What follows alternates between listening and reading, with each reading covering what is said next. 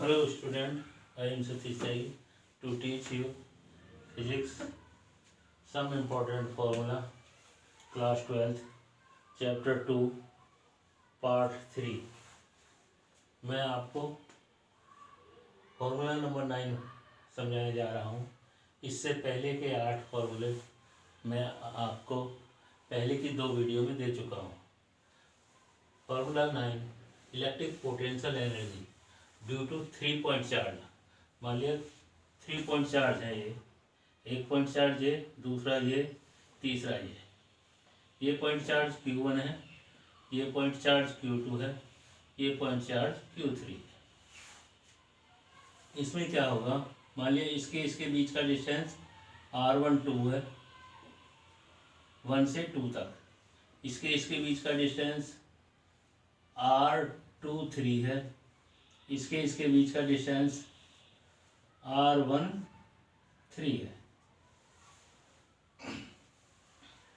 या R31 है। ठीक है, तो इस पूरे की potential energy U equal to होगी K ब्रैकेट में Q1 Q2 upon R12 Q1 Q2 upon इनके बीच का distance plus Q2 Q3 Q2 Q3 upon इनके बीच का distance R23 plus Q3 Q1 upon इनके बीच का distance R31।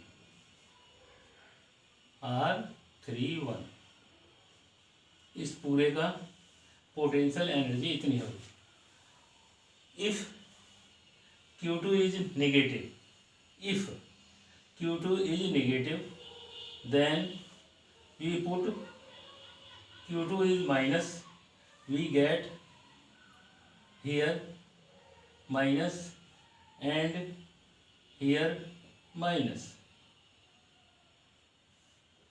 Then you calculate the potential energy of this system. Now I am telling to conductor. What is conductor? Conductor क्या है?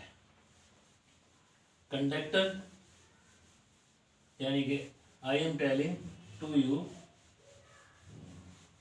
Point number 10। Point number 10, what is conductor? Conductor क्या है? These are those material, ये वे material हैं जो through which electric charge can be flow, यानी कि जिनमें इलेक्ट्रिक चार्ज फ्लो हो सकता है, उन्हें हम कंडक्टर कहते हैं।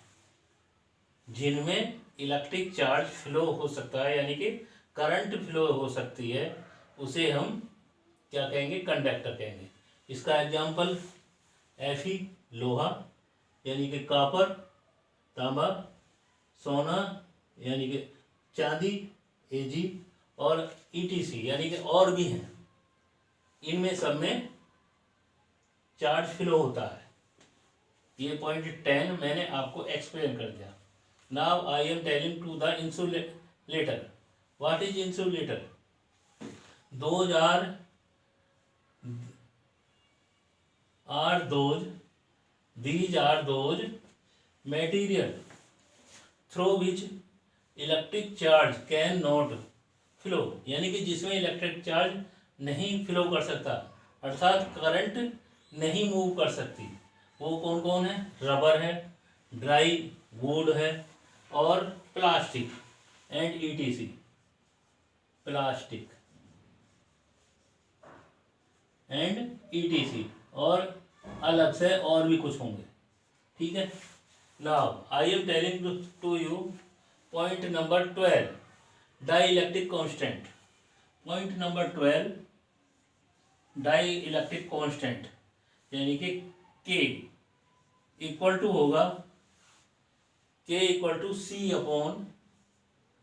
Upon C naught. C is here, C is the capacitance in medium and capacitance in air. It is the ratio of capacitance in medium upon capacitance of air or vacuum. Its unit is no unit है, यहाँ के की unit no है, कोई भी unit नहीं है इसकी, unit no unit. Now I am telling to you dielectric strength. Point number 13. What is dielectric strength? Dielectric strength क्या है? Dielectric strength, the maximum electric field that dielectric can withstand without breaking is called dielectric strength. कोई भी है conductor जो maximum magnetic field observe कर सकता है, यानी कि ले सकता है, जिससे कि वो जो है ब्रेक ना हो, यानी कि टूटे ना, यानी कि खराब ना हो, उस मैक्सिमम इलेक्ट्रिक फील्ड को क्या कहेंगे हम? डाइलेक्ट्रिक स्ट्रेंथ कहते हैं. फिर सुन लो, maximum dielectric field that, maximum dielectric field वह है that dielectric can withstand without break, कि वो बिना खराब हुए, बिना टूटे, खराब हुए जो सहन कर सकता है, उसे डाइलेक्ट्रिक स्ट्रेंथ कहते हैं. इस प्रकार मैंने आपको पॉइंट 13 तक एक्सप्लेन कर दिया है. इससे आगे के जो है मैं आपको नेक्स्ट वीडियो में समझाऊंगा. Thank you.